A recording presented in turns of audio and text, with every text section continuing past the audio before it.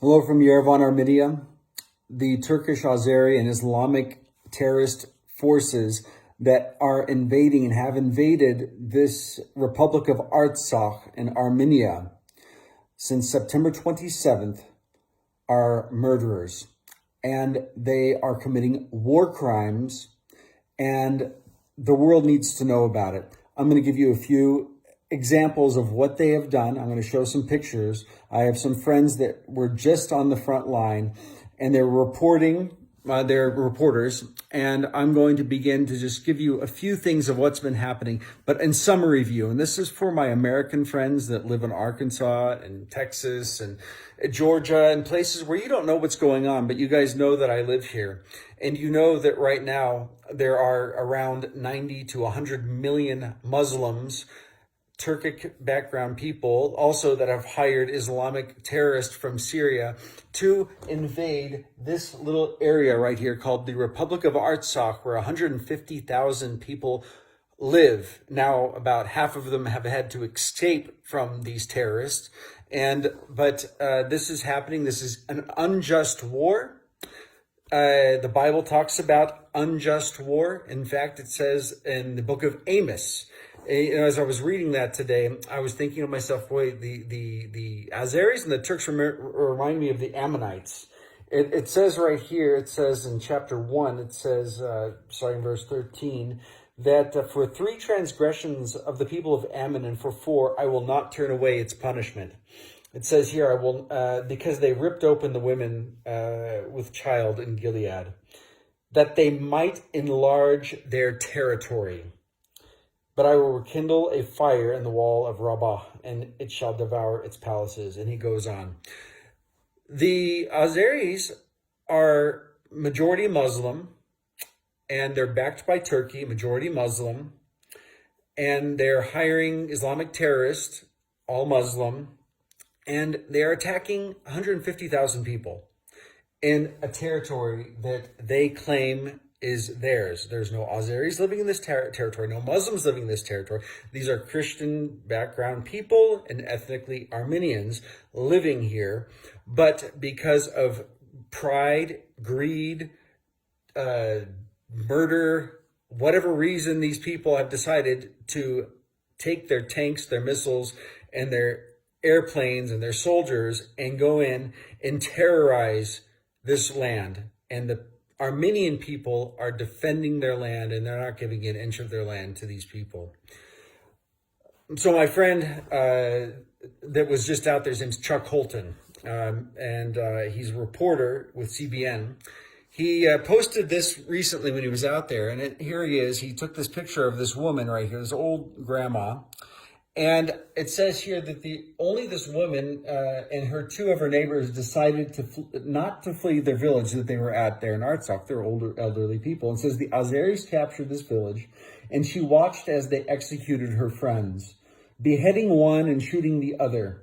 She escaped with the clothes that she wore, and now is taking shelter in a cellar in Stepanakert. That's the capital of that region. She's with 11 other strangers. You know, I was thinking about that woman and what she had to see. And beheading, I have a video about beheading now. Muslims love to behead. They just did this in France. They just attacked another mosque.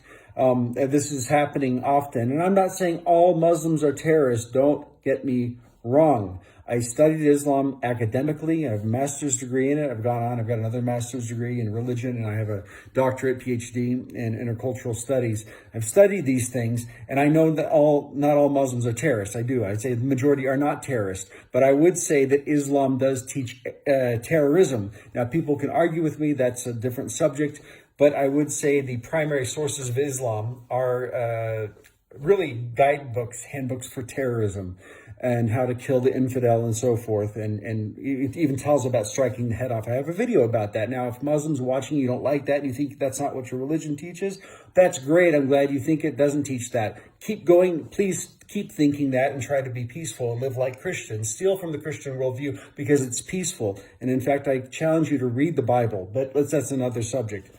So I think about my grandmother. I just spoke with her. She's in her 90s. And I just think to myself, I would hate for my grandmother had to go live something like that. But that's what's happening right now. in that area. There's another report. This poor lady right here was captured. Another old Armenian woman captured in this region by the Azeris, and they made her make a video. And she also had to. Says they didn't feed her. They treated her like a dog. They basically they found out that they beheaded the other captives that she was with at the time as well. Let's go on to another piece of things. This is a real nice guy. Another nice guy named Nurlan Ibrahimov. So this guy right here is the Azerbaijani football club representative. I don't know who he is, but basically this is what he's saying. He says that we Azerbaijanis must kill all Armenians, children, women, and the elderly. We need to kill them without making a distinction. No regrets, no compassion. If we don't kill them, they will kill us and our children. That's what he wrote on Facebook on October 31st on 2020. And that's what we basically have seen they're doing. There was a first genocide. I hate to say first because that implies that there might be a second. And that's what the fear is, because Turkey and has basically, Tayyip Erdogan has alluded to that and said that we need to finish off these leftovers of the sword and finish what our forefathers have started. And that was the Armenian genocide and back in 1915, finishing up until 1923. But this is what the Turks did. They hired lots of Syrian Islamic terrorists, and they sent them to fight. Now, Armenia now has captured some of them, and now they're confessing what they're doing on video, how much they were paid, why they were coming. Here's a guy right here. Let's take this terrorist right here. He was promised $2,000 a month salary, and he got. And he was promised, and this is in his confession video, $100 to cut off every Kafir head. Yep, and let me just go to another one here. This is another terrorist that was caught, and they give his name, Mahed Mohammed al-Shakir, whatever. He's from Syria. And again, there are many of these things. These guys are coming in for the purpose to be to do these awful things. Now, the Bible also talks about in the book of Amos about treating prisoners of war, and that God actually hates when people desecrate bodies. This is the God of the Bible, Old and New Testament. Amos is in the Old Testament. And it says here is transgressions of Moab. It says, I will not turn away its punishment, because he burned the bones of the king of Edom to lime. Look, the body is created in the image of God. It is not to be desecrated in any way. And in fact, every person that dies, even if it's the enemy, the Bible says, do not rejoice at the death of the wicked. It's very, God, this body's made in the image of God. We have a soul that will go on to eternity. And if you believe in Jesus Christ, he has promised eternal life. That's why soldiers that are Christians have no fear of death, because they know that when they die, their soul goes right to heaven. But everybody else is dead inside because of their sin and their separation from God. But the soul goes on for eternity. This whole body, this whole being is made in the image of God. And here, God is condemning them because they burned even the bones. That was like extra vengeance. He's like, we're mad at these people, so let's just even do more. Let's desecrate the bodies, and let's do more. So here, it also talks. Oh, I'm sorry, that was in chapter 2, by the way, starting in verse 1. Chapter 1 of Amos talks about Damascus and its sins and why God was going to punish them. It says, because they have threshed Gilead with implements of iron. They took these rakes and they went over the dead bodies and ground the bodies up, because again, they're trying to desecrate the bodies. I have a lot of people sending me some really bad videos, and I try not to watch them all because there's some really bad things. And I'm not going to let you guys see all this stuff, but I just, there's some bodies there's some people, and there's some Azeris doing some really gross things, and they're talking about it, and they're saying, let's cut his finger, let's do this, let's do that.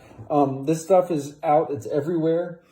Everybody thinks, well, it's a war, they're attacking soldiers. Oh, no, guys, that's not true. Look, the news keeps coming out. They bombed 61 schools, 10 kindergartens.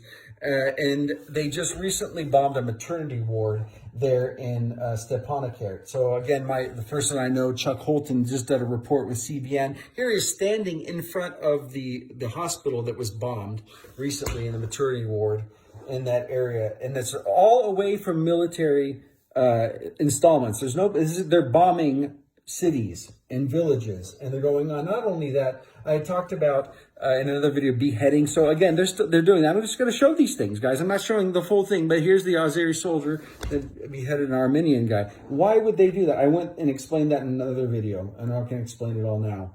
And they're even using it's called white phosphorus bombs to completely destroy and burn out entire forest in as well. So that's a war crime to use those types of chemicals. And there's another picture of the in Shushi, another important city in Artsakh. Here they bombed a church.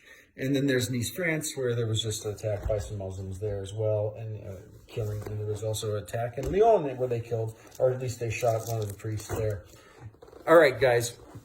Why am I sharing this stuff? You guys need to know what's going on. I could keep going on and on about the war crimes that are happening, but I can tell you this, that the Azeris and the Turks and the Syrian Islamic terrorists they're invading. They are murderers. Murderers go to hell.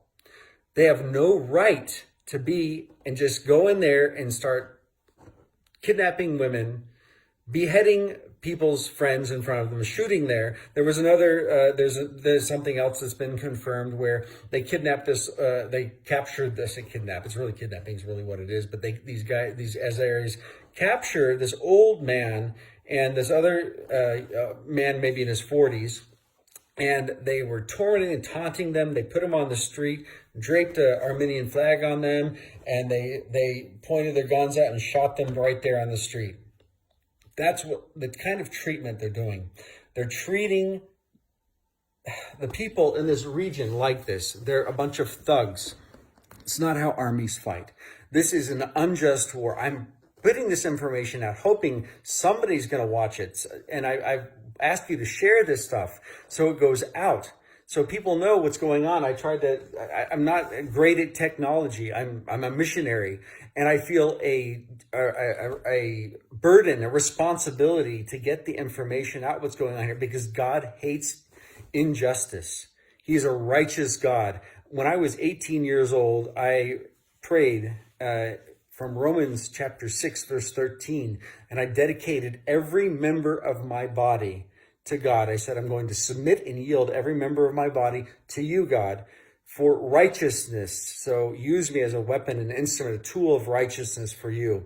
And this is a righteous thing to do, to stand up against these murderers and these bullies and these people that are going to the battlefield, that are being lied to by the Azeri government and the Turkish government. It is so sad, because that land was never theirs historically. It was always Armenians living in the land. And now they're trying to come in and take over something that was never there. They're trying to enlarge their borders, that we just saw from the book of Amos, in chapter 1, that says that was evil. And they're going to be judged for what they're doing to these peaceful people that were living there. And now they have to defend their lives. I know that most people just don't care. And I'm sorry about that. I wish they did care. But we do. And so I keep praying, get the word out, contact senators, contact congressmen, tell them what's going on. This needs to stop. We should not be partnered with Turkey. We should be not partnered with Azerbaijan. These are countries that will turn against us when they get the chance. And this war matters. It's a just war to defend your land. And what the Armenians are doing right now is just. And everything they're doing to defend against these bullies. So again, I'm signing off. God bless you guys. Have a good night.